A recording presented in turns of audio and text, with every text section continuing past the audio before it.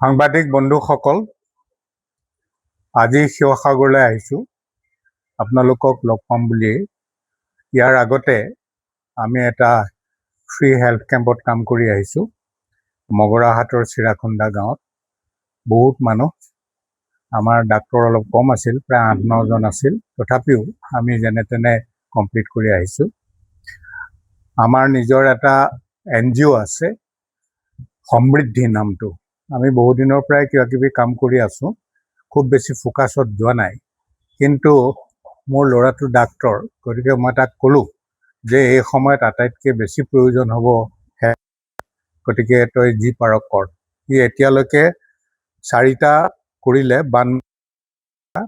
Simaluguri ITI চলাধৰা গাঁৱত এটা, বিহুবৰ কমল চাপৰি, সেইটো তেওঁলোকৰ এটা বেলেগ অৰ্গেনাইজেশ্যনে ফাণ্ড কৰিছিল। আমি তাত তেওঁলোকৰ ডাক্তৰ আমি দিলোঁ। আজি মগৰাহাট চিৰাখুন্দাত আমি এইটো কৰিলোঁ। এই কামখিনি ক'বৰ কাৰণে মই আপোনালোকক ইয়াৰ ওচৰত অহা নাই। সেইটো শিৱসাগৰ মোৰ নিজা ঠাই। মই অৰিজিনেলি মেছাগৰৰ ল'ৰা। মোৰ বুঢ়া দেউতাই ইয়াৰ পৰা যোৱা, সেইটো বেলেগ কথা। কিন্তু মেছাগৰ, মাদুৰী, মথিয়া চিগাৰ লগত মোৰ আজীৱন শৈশৱ সম্পৰ্ক আছে। আৰু মই নিজকে শিৱসাগৰখন একেবাৰে মোৰ নিজা বুলি ভাবোঁ। মই বাহিৰত গৈছিলোঁ, আজি অহা প্ৰায় 6 দিনমান হৈছে। বাহিৰত পাইছোঁ, গোটেই খবৰবোৰে পাই আছোঁ। কিন্তু পাই থাকিলেও সেই সময়ত নিজে উপস্থিত থাকিবলৈ নাপাই মনটো অত্যন্ত বেয়া লাগিছিল। এতিয়া ভাবিছোঁ যে ইয়াৰ পাছৰ ডোখৰ আমি মানুহৰ লগত থাকিবলৈ সুযোগ পাম আৰু সুযোগ ল'ম। এই কথা যিটো কেতিয়াও নোহোৱা নোপোজা কথা।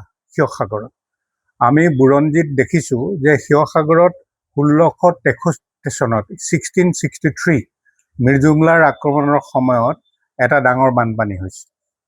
জয়ধ্বজ সিংহই যেতিয়া ৰাজধানী এৰি আঁতৰি দিওঁতে তেওঁ চকুৰে 17টা ভঁৰাল জ্বলাই থৈ গৈছিল, মানে 137টা ভঁৰাল জ্বলাই গৈছিল। সেই সময়ত বানপানী ইমান বেছি ডাঙৰকৈ হৈছিল যে বাকী আহোম সৈন্যই বিভিন্ন ঠাইৰ পৰা যিটো যুদ্ধ কৰে, তেওঁলোকে সেই যুদ্ধৰে অমৰা গুটি মাৰি, নাহৰ গুটি মাৰি ঘৰবোৰ জ্বলাইছিল। আৰু খাবলৈ নাপায় মানুহবোৰে তেওঁলোকৰ বুৰঞ্জীত উল্লেখ থকা মতে উট খাইছিল, গাহৰি ঘোঁৰাবোৰ খাব লগা হৈছিল। আৰু ওখ ঠাই ওচৰত একমাত্ৰ ঠাই আছিল মথুৰাপুৰ। সেইকাৰণে মেক্সিমাম মানুহ মথুৰাপুৰলৈ গুচি গৈছিল। এই কথাবোৰ বুৰঞ্জীত আছে। মথুৰাপুৰত সেয়েহে ইছলাম ধৰ্মৰ মানুহ বাসস্থান বেছি, কিন্তু নামতহে তেওঁলোক মুছলিম। তেওঁলোকে আনকি নোৱা তোলনি বিয়াও পাতে, চুকত দিয়ে, এনেকুৱাও আছে। নামটিপে আৰম্ভ কৰি ওচৰৰ পাজৰৰ এইডোখৰ, ইয়াৰ সৰহভাগ মানুহ কনভাৰ্টেড মানুহ। মেক্সিমাম আহোম মানুহ কনভাৰ্ট হৈছে মুছলিমলৈ। তেওঁলোকে এতিয়াও বিহুৰ দিনাখন চুকত দিয়ে, মানে নিজৰ পূৰ্বপুৰুষক স্মৰণ কৰে। তো এই সম্পৰ্কেৰে চলা শিৱসাগৰ হঠাৎ এনেকুৱা বেয়াকে হেভোক হ'ল, যিটো আমি হেভোক শব্দটো ব্যৱহাৰ কৰিব পাৰোঁ। মানুহে কোনো বস্তু উলিয়াবলৈ বাদেই দিয়ক, পলাবলৈ গছত, কোনোবা এটা ল'ৰা গছত বোলে 4 দিন সি উঠি যেনে তেনে জীয়াই আছিল। তেনেকুৱা কথা আমি কেতিয়াও জীৱনত শুনা নাই। মই যিডোখৰ ঠাইত ডাঙৰ হৈছিলোঁ সেইডোখৰ বানপীড়িত অঞ্চল। মোৰ প্ৰায় 12-14 বছৰমানৰ বয়সলৈকে শাওনৰ বৰষুণ দিলে আমি চতীত পাৰোৱেই। চতীৰ পৰা চাঙৰ পৰা আমি মাছ তোলা, বৰশী বোৱা, এই কথাবোৰ মনত আছে। হ'লেও এনেকুৱা ধৰণৰ বানপানী কেতিয়াও আমি সন্মুখীন হোৱা নাছিলোঁ। এতিয়া হ'ল, এণ্টায়াৰ এৰিয়াটো ডিভাষ্টেটেড হৈ গৈছে। বিহুবোৰৰ যিখিনি কথা আপোনালোকে জানে, নেপালী খুটিৰ মানুহ সৰহভাগ, কেইবাটাও ঘৰ উটি গ'ল। বহুত মানুহ এতিয়াও আছে নেকি, যিহেতু মানুহবোৰে এতিয়ালৈকে বিচাৰি আছে। গভৰ্ণমেণ্টৰ হিচাপ মতে 100 কাছাকাছি বুলি কৈছে, আমাৰ মতে আৰু অলপ বেছি হ'ব। সিমানখিনি মানুহ নাইকিয়া হৈ যোৱা এটা প্ৰলয়ংকৰ ঘটনা আটাইবোৰ মানুহে সহায় কৰিছে। ৰাজস্থান, পাঞ্জাৱৰ মানুহেও আহিছে, কোনো কাজ ক্ৰীড নথকাকৈ আহিছে। আজমলেও ইয়াত আহি মানুহক সহায় কৰিছে, ক্ৰিটিচাইজ হৈছে, কিবা হৈছে, আলোচনা হৈছে, এইবোৰ বেলেগ কথা। কিন্তু হ'লেও এই যিটো হিউমেনিটি দেখুওৱা হ'ল, এই হিউমেনিটিটো মই ভাবোঁ যে অসমৰ ভৱিষ্যতৰ কাৰণে এটা ডাঙৰ সম্পদ হ'বগৈ পাৰে। এতিয়া কথা হ'ল যে এতিয়ালৈকে যি হ'ল, গভৰ্ণমেণ্ট ইজ ট্ৰাইং হাৰ্ড। গভৰ্ণমেণ্টেও যত্ন কৰিছে কৰিবৰ কাৰণে, কিন্তু গভৰ্ণমেণ্টক আমি পাব্লিক অপিনিয়ন ক্ৰিয়েট কৰি যিবোৰ সংগঠনে কামত লাগি আছে সেইসকলেও নিশ্চয় কৰিব। আমিও যিখিনি পাৰোঁ আমি কৰিবলৈ যত্ন কৰিব লাগে যে গভৰ্ণমেণ্টে ইয়াৰ পিছৰ যিখিনি কাম কৰিব আৰু বাকী যিবোৰ সংগঠনে হেল্প কৰি আছে আৰু যি বেলেগ ধৰণৰ হেল্প কৰিবলৈ যত্ন কৰিব সেইটো যাতে লোকচান নহয়, লোকচান নোহোৱাকৈ কামত আহে, বিশেষকৈ গভৰ্ণমেণ্টৰ পাৰ্টটো। মুখ্যমন্ত্ৰীয়ে এটা কথা কৈ আছে যে তেওঁ এটা আদৰ্শ কিবা এটা ঘৰৰ পৰিকল্পনা কৰিছে। যদি আদৰ্শ ঘৰটোতো একে ঠাইতে বহুত ফ্লেট বনাই দিয়ে, একে ঠাইতে 20 ঘৰ 25 ঘৰ মানুহৰ থকা কৰি দিয়ে, 100 ঘৰ মানুহৰ থকা কৰি দিয়ে, সেইটো কামত আহিব বুলি ভবা নাই। কেলে শিৱসাগৰৰ মেইনলি অসমীয়া মানুহে নিজৰ বাৰী এখন, নিজৰ ঘৰ এটা সদায় বিচাৰে। গতিকে গভৰ্ণমেণ্টে যদি তেনেকুৱা কিবা কৰিব খোজে, আমি ভাবোঁ যিখিনি মানুহক ঘৰ বনাই দিব সেই ঘৰখিনি অলপ তলৰ পৰা কৰিব লাগে, ভেটিটো যাতে 4 ফুট কৰিলেও 10 ফুট থাকে তেনেকুৱাকৈ কৰিব লাগে। তলত যাতে জালি দি খুঁটাকেইটা বহোৱা হয়, কণ্ট্ৰেক্টৰক দি দিলে কেতিয়াও জালি নিদিয়ে, বেকা হৈ যাব অলপ সময়ৰ ভিতৰতে। স্লেবখন কৰি দিয়ক গভৰ্ণমেণ্ট, আৰু স্লেবখন কৰি যদি একো মাৰিবও নোৱাৰে, ইটা বেৰ মাৰিবও নোৱাৰে, নেলাগে, তেওঁলোকে নিজে বাঁহৰে বনাই ল'ব, কিন্তু ভৱিষ্যতে বানপানী আহিলে যাতে পুতুককৈ ওপৰত উঠি বাচিব পাৰে। মোৰ লগৰ ভাই আহিছে, সি কেতিয়াও ভবা নাছিলে মোৰ ঘৰত বানপানী হ'ল। সি য'ত থাকে জয়সাগৰৰ ওচৰত, ৰাতিটোৰ ভিতৰতে বানপানী হ'ল। ভাবিছে একো নহ'ব, নিজৰ ঘৰটো আছাম টাইপ কাৰণে কাষৰ মানুহৰ ঘৰলৈ যাব লগা হ'ল। যেনে তেনে মটৰটো বচাইছে, কিবা কিবি অলপ বচালে, কিন্তু পানী উঠি গ'ল। গতিকে তেনেকুৱা এক্সপেৰিয়েঞ্চ আমি আজি শুনিলোঁ, দেখিলোঁ।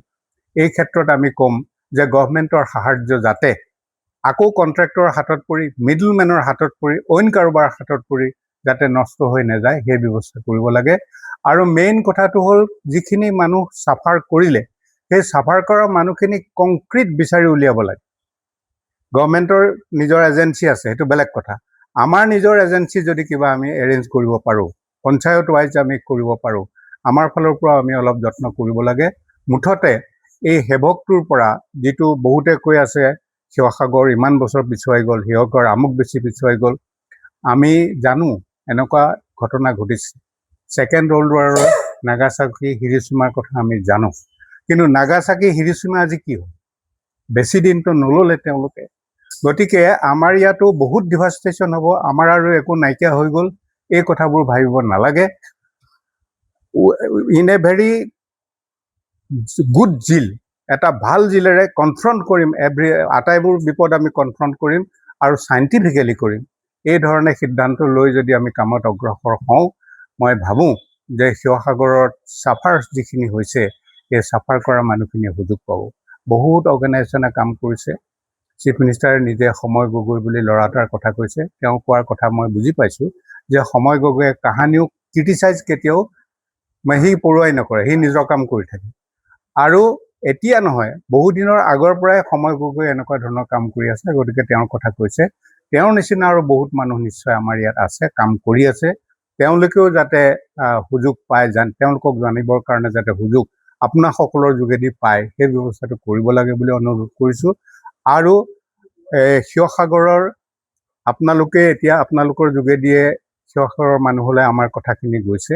আমি আশা কৰিম যে আমাক যদি কোনোবা ক্ষেত্ৰত এইখিনি কামত তই লাগ, এইখিনি কাম কৰিবৰ ব্যৱস্থা কৰ, সেইটো হ'ব।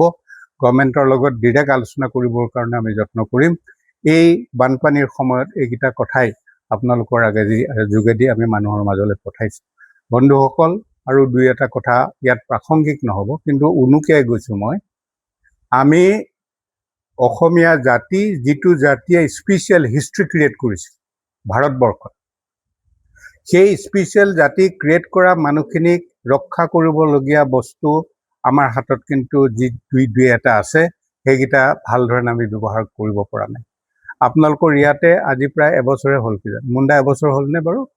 জিউৰাম দলীয়া আৰু পিয়লি ফুকন নৱেম্বৰ 30 তাৰিখৰ পৰা আৰম্ভ কৰিছিলোঁ যে 1830 ফাঁচি দিয়া দুটা মানুহ ভাৰতবৰ্ষৰ পাৰ্লিয়ামেণ্টৰ হিষ্ট্ৰীত নাই।